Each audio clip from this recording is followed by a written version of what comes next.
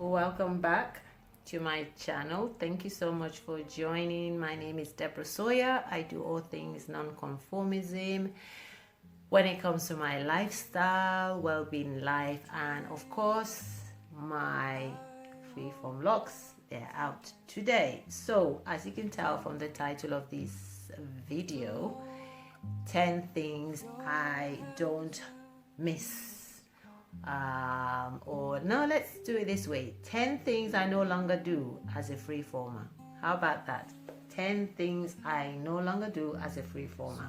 Before I get started, as always, thank you so much for your love and support on my channel. It's been amazing. So number one, I don't miss detangling. Oh my word. Detangling as a loose natural was just like, it was something else. But yeah, detangling. I have my notes, so I'm looking down here. I don't want to forget anything. Okay. Number two, plug holes, like the shower hole, plug hole with hair. None of that. I remember shampooing, wash days when my hair was loose, and there's just hair everywhere when you're detangling. It kind of goes hand in hand with the detangling anyway. So you detangle, you remove shed hair, and then of course some of it goes into the plug hole. And oh, by the way, if you haven't seen my video on what happens to shed hair, then please do go ahead and check it down below. Number three, wasting money on products and visits to the salon. I've bunched those two together. Mind you, I'd say more so on the products as opposed to the salon, because when I was a loose natural, I never really went to the salon, apart from if I wanted to braid my hair. So yeah, so maybe we'll add salon in there. So my money that I spend on products, I have saved a lot of money. And I still have quite a lot of products at home from when I was a loose natural, mainly shampoos and conditioners. So my daughters, they are natural and they're loose, so they'll be using those. Number four, hairpins. Oh my God, hairpins. I remember, not bobby pins, but the hairpins. I don't know what it is about those things.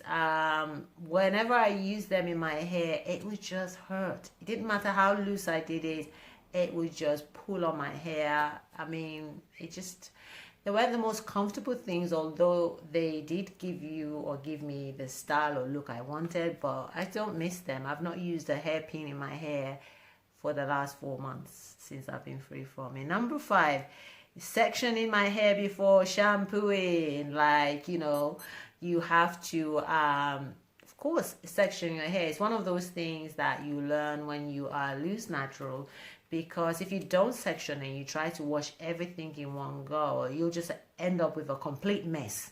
So you have to section them into sections, detangle them, then shampoo one section, detangle that section, then condition that section, then rinse that section, then put that section away. No, I'm not missing that. Number six, pre-pooing, which is the stage before you shampoo. So pre-shampooing really is what it is, but they just coined the phrase pre-pooing.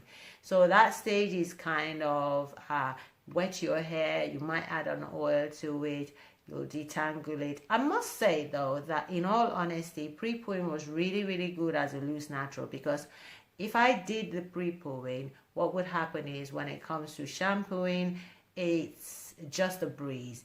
Detangling is a breeze. So that pre-pooing stage was always really good for me. But I don't miss it because I don't have to do that anymore. Number seven, wash days as a whole.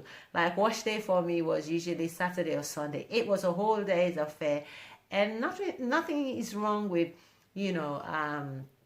treating oneself to a nice long wash day routine and TLC, but it was just a whole day's saga. Like, it was just all day, so I don't miss that. Number eight, nighttime routine. Like, nighttime routine was kind of the bane of my life.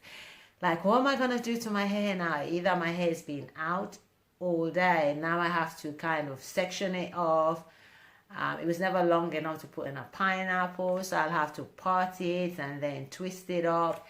And I think that's one of the reasons why when I was loose, I very, very rarely had my hair out. I would have it I'll have it in three sort of sections, like 2 on the side and 1 at the front.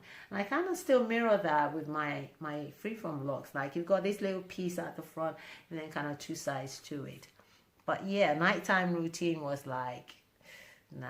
And of course, moisturize it before you go to bed, all of that. Number 9, seasonal routines, like summer routine, winter routine, autumn routine, spring routine. Like, okay, 2 routines mainly. I'm exaggerating, but you know, certain things you would do in the summertime or do in the wintertime. Wintertime, you have to up your game a bit more because it's cold.